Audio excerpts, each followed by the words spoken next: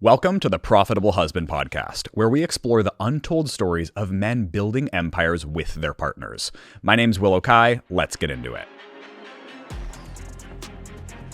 Welcome back to the Profitable Husband Podcast. Today, I have a very special guest today, Dan Cox. Super excited to have you here. Thank you for having me. Heck yeah, man. Well, let's just kind of dive right into it. You are married, you have a child, you and your wife have accomplished a ton when it comes to brands, social, TV, all of the things. Did you guys build all of that together, or when you guys met, were you already doing your own thing? Yeah, so kind of when we met, we met because of basically reality TV. So she has a past. She was on Survivor, so she was like top 3 finisher. I think it's still the youngest woman to be on Survivor or to finish in the top 3.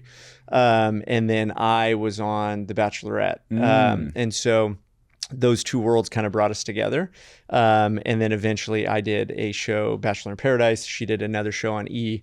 And so it's just funny how that like brought us together, but then we still ended up doing things after meeting. I love that. So walk me through, like, when she went on to Survivor, were you guys together? No. So she went on when she was 19. Oh, wow. Yeah. So that would have been a while back. She went on when she was 19, got cast onto the show, and one of those experiences that I think Survivor kind of like shapes everyone who goes on it in some way, but because she was so young, it really like kind of shaped her and gave her this kind of unique perspective on just life at such a young age. And then ironically, there was a guy on my season of The Bachelor. His last name was Tenorelli, which is my wife's last name, not very common. And so someone on like Twitter had reached out like, "Hey, Mikey from Bachelor, are you related to Natalie from Survivor?" They connected, found out they weren't related, but he invited her on to like our wrap party of The Bachelorette. Wow. And so she was there. Instagram had just come out, and we still don't know if we met during that party, but afterwards everyone was tagging, her and, all the guys together. And I was clicking, I was like, "Oh, Mikey's sister's hot." Like, so I started following her. And then I didn't know it wasn't his sister. And then we followed each other for like 3 years before, and there was no DMs at the time. Ironically, I was getting cast to go back on Bachelor in Paradise.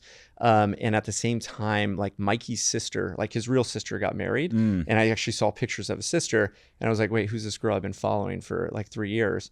And so I reached out to her, we met up. And then it was kind of crazy timelines, but she was getting cast to go back on Survivor. I was getting cast to go back on Bachelor in Paradise. So we had this like 1 month where we like kind of, we're hanging out, dating, knowing that we were both kind of taking off. And then she didn't get the invite back on Survivor. It was like a live vote. And then I ended up going to Paradise. Wow. So then when I came back, we connected, called her. She said, are you engaged? I said, "Nope." She's like, "How many girls did you make out with?" I said, 2. And then, we got together and have been together ever since. Wow. Yeah. What a story. Thank you for sharing. Yeah. When you went back on to Temptation, or I'm sorry, Bachelor when you in went back Paradise. on to Bachelor in Paradise, Same thing. yeah. When you went back on Bachelor in Paradise, you were dating Natalie the whole time. So it's very like it was very much like, "Hey, we're hanging out." When you go on reality TV, you can't really talk about it to anyone. So it's very like you sign all these NDAs. Because she was going back on Survivor and I was going on Paradise, it was like a connection we had of like, we both can talk about it because we know we're not going to tell anyone. And we were like supposed to leave 2 days apart. So she was very much like, "You go do your thing, go date. Like, I'm going to go win $1 million. So it was very much like known. We were like going our own ways. And then I think when we both left, like she stayed and I left, we kind of had this like, "Oh, do we like screw something up?" Right. And then so obviously when I came back, she was the first call I made. Wow. Yeah. That is incredible. Yeah. And now bringing us kind of full circle to here, you guys have brands together, an Airbnb. Like, what is the whole empire? God, it's just funny how it all kind of came together. Like, so she danced. She's like a very good dancer. And then kind of fell out of love with it. Did a show on E! It was like Clippers Dance Squad. So she was a dancer on the Clippers. Really didn't have the best experience like her final year. Dropped it, and she was kind of finding her way, got into modeling, doing some fit modeling, working with fashion brands, and kind of growing that way. I used to own nutrition stores, and then created 2 brands for my stores, Metcon and Wealthy. Those started kind of growing and basically ended up selling and closing down my stores and focusing full time on the brands.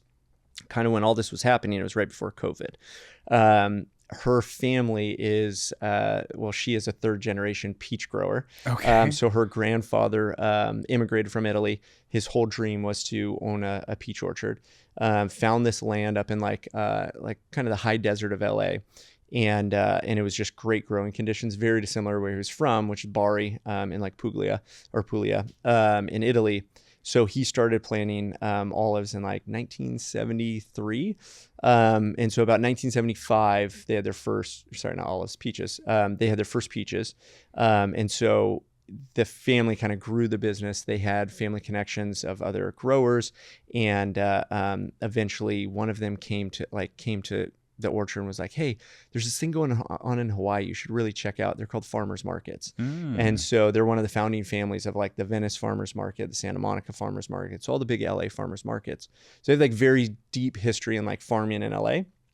So when COVID hit, her dad, who runs the farm, called us and was like, listen, all their businesses, restaurants and farmers markets, everything was shut down. So he was basically like, I think we need to close the farm. Like basically as farmers, like all your profits from the prior year are invested in watering, fertilizing, trimming the trees, all the labor that's involved with getting the fruit ready or the trees ready to produce fruit. And so we were like, this is a problem. He's going to shut down the farm. Like we can figure something out. So within like 8 weeks, we engineered a box, set up a website and started selling peaches direct to consumer to like save the farm. That's so that was like right during COVID when like everything was shut down. Obviously the farmers market started opening back up, but the business was very light because people weren't going out. And the restaurant business was slow. So that was our first kind of dive into like getting involved with the farm. And that just kind of took off. We had a lot of friends and family that just like posted about it. Natalie did an unbelievable job like reaching out to people, and we had like celebrities, like people it was just crazy showing up to people's doorsteps. And it was one way we like connected with a lot of people during that time of like, hey, we'll come to your door, drop off a box of peaches and leave. I love it. I'm so afraid to hang out with each other. And it just kind of took off. And then the second year was same thing. Like the farm really needed the support. And then now that everything's kind of back to normal, the farm's doing great. People still love the fruit, so we still do the business seasonally and ship fruit nationwide. Wow. And then we opened up a U-pick cherry orchard 2 years ago on the farm. So now we invite people up basically for the month of June to pick cherries and apricots. So sick. And then ship out peaches nationwide after that. Yeah. My wife and I actually have a blueberry farm up in Washington. Very cool. We process like 500 to 600 pounds a year of That's blueberries, awesome. and have yet to make it a farmer's market like stall or anything like that. Yeah. But I love it. So in going from reality TV to now being in like direct to consumer peaches, and obviously so much more, becoming this kind of best version of yourself to you, your businesses, your wife, now child, have there been any things in becoming the best version of yourself that have stuck? Personal development, running, anything like that have been like those pivotal like processes? Yes. Or I don't know. I honestly like a lot of I think perspective is like a good thing to have. Yeah. And I feel like I traveled a lot in my 20s where I just got a lot of like global perspective, like just looking at life in a different way. Like my favorite place to travel to were like third world countries where people had nothing. And you just pick up a lot from it. And I think that was probably like a good foundation for me. Like obviously my parents did an unbelievable job raising me. I think I don't have any other, reference point, but I think traveling was like a big piece of like my kind of global learning mindset, problem solving, that really, I mean, I enjoyed it, but really shaped how I like look at life, the world, relationships, and like what's important. I love that. So, yeah. And now being a dad, how have things Best changed? thing ever. It's crazy. I have very good references of father figures from my dad to just friends around me now that have kids. And a lot of my friends around me that I feel like are doing it well really gave me that perspective of, listen, like life just becomes better. There's all this like negativity about, being a parent and like, oh, your life's over and you're not gonna be able to do the things you love. And they gave me that kind of reinforcement that like, once you have a kid, you just, again, perspective comes in, you realize what's important in life. You're now like, this is your child. And I like always understood that. But once you have a kid, like, I don't think you really understand until that connection is there. it refocuses your entire life, not in a way where you're like diverted just to your kid, but like everything else is laser focused because you have to be, because the concentration that you need to give and want to give to your child. So like business, and it's only been like 9 weeks, so I'm not an expert on this, but I mean, honestly, from a business standpoint, like everything is unbelievable. Like it's better than it's ever been. And I do feel like it's because of that like laser focus of like, I'm now taking, and again, doing this podcast, like I'm taking time that I know is worth it because my alternative is spending time with my child. So I'm only taking meetings that are productive. I'm only doing things for the business that I know are going to move the needle. And so that's really helped me both on the business side and then on the personal side. And then like my relationship with Natalie is like, it's almost like 10x, like with the kid, because you're in it again together with something new. And I think you kind of have these moments with relationships when you first meet and like, you're very much like selfish, right? Yeah. And then you're kind of doing things to like make each other happy. And then when you kind of, the relationship progresses, you move in together, you get married, it becomes more like you're building together. And now with a child, it's like, it's crazy how much that is like, you're in it. Yeah. Like you guys are in it together, and it's a very cool thing. Very hard to put into words, but a very like unbelievable like acceleration to the relationship. I love that. I'm super happy for you guys. Thanks, 9 weeks old. 9 weeks old. Yeah, it'll be 10 weeks. 10 weeks on Thursday. Wow, congratulations. So, within the parenting dynamics, who does what? Like, are there any things that have come kind of second nature to you that might be a little bit untraditional? Yeah, it's funny. I think, and I have some friends that have businesses with their significant other. I do think having a business with your significant other is a very good foundation for it. Like a lot of people say get a dog, but like having a business, you have to do things. You have to prioritize certain things. You have to take responsibility. You have to allocate, each other's time. And it's a very good problem solving, I guess like a beginning to having a kid, right? Yeah. Like a business is like having a child. Then when you have a kid, all those same like dynamics. I mean, again, I don't have another perspective on it, but I really do feel like that helped us as far as identifying like who does what, who's responsible for what. And we did kind of like break apart like responsibilities pretty early. And I tend to like overdo things like again, laundry's filled up. I'm just going to do it. No one has to ask. I'm just going to take care of it because she's breastfeeding. She's waking up more in the middle of the night. Yeah. So I'm going to try to take things off her plate that aren't going to stress her out like during the day. And so stuff like that's just like super simple, but makes a big difference. I think really helps out. But yeah, I mean, she's obviously breastfeeding, so she's taking on a bulk of the heavy lifting. Yeah. So I'm just like support. I'm like, whatever I can do when you're not, like that's my job. So, and now we've gotten to this point where like I take the morning feeding. So she sleeps in because she has to wake up in the middle of the night. Yep. I feed him with a bottle. It's like my best part of my day. I did it this morning. Love it. And just seeing him smile, it's the coolest thing ever. That's awesome. Yeah. I love that. What do you feel like you guys are now building towards? Like now that you are a family unit, what's the vision? What's the dream? I don't know, man. It's funny. We haven't like really taken a big step back. But it's fun. Natalie did, I think it was last night or the night before. She was like, she's been having some good success rolling her way, and we have peach season coming up, so we're obviously like gearing up for that. And she's just like, man, I just want to give Cruz a really good life. And I was like, that kind of sums it up. Like Cruz is our kid, by the way. And so it's like a new like kind of bigger picture like objective. So yeah, I mean the plan is to grow the peach business together. We're looking at doing things. So I kind of dropped olives on accident. It's because we launched an olive oil last year. So we're growing olives on the orchard now. Pressed our first olives. We started doing jam last year, so we're really going to ramp up some of the more like shelf stable items because the fruit literally is like so quick. I mean, it goes quick. Yeah. And we only know what variety we're going to pick like a week before, and so everything is very limited. Yeah. And so working on more of those shelf stable things. Working on some apparel. So we're kind of trying to grow the brand a little bit more. Okay. I mean, we started Peaches because it was like to save the farm. And like the orchard is called Tenerelli Orchards. We came up with Peaches.LA because I found the URL Peaches.LA. Love it. And I told my wife, I'm like, we've been together and I still can't spell your last name. So, so that was like, now we kind of did in reverse, right? We just like threw a bunch to the wall, had to do it quick. And now we're kind of like going backwards and like, hey, how do we build this brand? How do we actually do it? And create this cool kind of lifestyle farm brand out of it. So that's what's going on the Peach side. On my brand side and Wealthy and Metcon, we're growing drastically in retail. So that's our big push this year, is expanding our retail footprint, going nationwide. So that's very, very exciting. Yeah.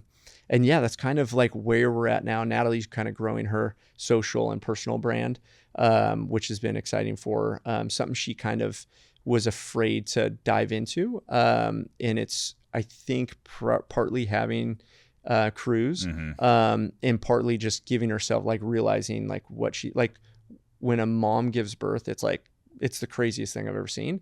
And I think that really did empower her to be like, I don't have, like she started kind of falling out of love with fit modeling and the fashion scene. So now it's kind of empowered her to go and do her own thing, which I'm super excited for. Heck yeah, me too. And do you guys have any interest in going back onto TV shows as like individuals or as a family at all? She actually got cast for Survivor 50. Okay. So she was getting calls for that. It was obviously it's going to be filming in the next like 2 months. Yeah. It was going to be very, very tight with Cruz, and like I kind of knew she wasn't going to do it anyways. So that kind of got dropped. We don't have any, like, we never really had a desire to be on TV, I'll be honest. Like both of us came from the same perspective of like it's a great experience. It's kind of like a why not moment. And we've always taken it as that. It's never been like, I need the next show. I need to keep growing. Like what's out there. And a lot of people that get into reality TV kind of get that like I need that that energy, because it's like addicting, especially when you get off a show and the excitement and the buzz around it. Yeah. But we never had that. Like it was always like, will this be a cool experience? And if so, let's do it. And what brought you guys into reality TV? How does one even get into that? I mean, she got cast randomly by a friend. Wow. So like someone knew the casting agent for Survivor and put her in for it. My buddy's wife submitted me. I didn't even know. I got a call from NKZ, is the production company. So I get a call from NKZ one day and they're like, hey, we got your submission. I thought it was a joke. Damn. And so I just followed up with it. So Wow. yeah, that was kind of how it went for me and her. It was both random, not seeking it out. It just kind of happened. Wow. Yeah. And did you enjoy the experience of going on the shows? Unbelievable experience. Yeah. Again, like having perspective on like, there's not many things, money can buy you a lot. There's certain things like reality TV that like there's people that like love it so much and would die to be, you can't pay to be on it. Right. Like, so it was an experience where it was, again, having that perspective of like, this is a very unique situation and like a unique experience, and take it for what it is. So I had a great, like, I mean, The Bachelorette was fun, but it wasn't like, I didn't know what I didn't know. So going on Paradise, it was a lot more fun. It was more like, it wasn't everyone's first time rodeo on TV. Yeah. There was a lot more downtime with producers and kind of like more of a community, like fun atmosphere. But yeah, I mean, it was great. It was a great experience. That sounds rad. And now when you guys are like thinking about even the life that you're trying to build for Cruz, if you think about being 10, 15 years down the line, what do you want Cruz to describe you as? Man, just a good dad. It's funny. I don't like, we battle with this a lot. Because I think we're going to have an opportunity to kind of give Cruz more time, probably more experiences. I shouldn't say that, because we both got some great experiences growing up. It's just different now. Yeah. Life's a little bit easier now, right? And so it's kind of like this, I'm already like foreshadowing, looking out of like, how do we obviously want to spoil him, but how do we make sure that he learns and grows and figures out on his own and struggles a little bit, And so it's this, like, we're already kind of like thinking, like we said, like, oh, we want to give Cruz a really good life, but I'm like, but I don't want to give him an easy life. Like I want him to have to figure something out. I want him to have to problem solve, you know? And so that honestly is like that's kind of like our thought process right now, is like, how do we balance this? Like, as we raise him, not over coddling, over spoiling, making sure he has perspective. It's interesting. Yeah. Obviously first world problems for sure. Yeah, but yeah, we have like a very unique perspective on it now of like, how do we keep this balance? What does that conversation actually look That's like? It. Like, how do are we we do like this? at 16, are we putting him in like a hoopty little Jeep? No, or like, do you want him to work a minimum wage job at some point? Like, where does it go into like actuality of like giving those experiences? I mean, I don't know, because the world's changing so quick, right? Yeah. So like, 5 years from now, who knows? Yeah. Right. So we're not thinking out like that far. But honestly, like I want to take him traveling. I think that is like I think that is a huge benefit and shaped a lot of my life. Like my mom took me, my family's from Madeira Island off Portugal. And when I went, probably when I was 5 for the first time, like I very vividly remember that experience. And the island at the time before the EU and everything, like it was very third world. And so like, yeah, like the kitchen was dirt floor, and where we stayed at my aunt's place, and like we had to go kill the pig to like have food for the month, you know? And so like those kind of experiences I think are like invaluable. And so I'm not thinking like big picture. I'm thinking more like, how can I give him those tools along the way that'll kind of help him, give him that perspective and, you know, well-rounded feel. I love that. Yeah. I think that the travel is so important. For sure. My wife and I, she dropped out of high school when she was 16 and I graduated early, and we went to Central America, threw ourselves onto like chicken buses and just kind of threw ourselves into it. And I feel like that was truly the most transformational life experience that we had ever had, and kind of is what guided us into finding online entrepreneurship, marketing, all the things. When you were growing up outside of travel, were there any experiences that you feel like you could contribute to giving you your entrepreneurial drive now? Yeah, like, I don't know. My dad did a very good job. Like, so we did camping trips all the time, fishing trips.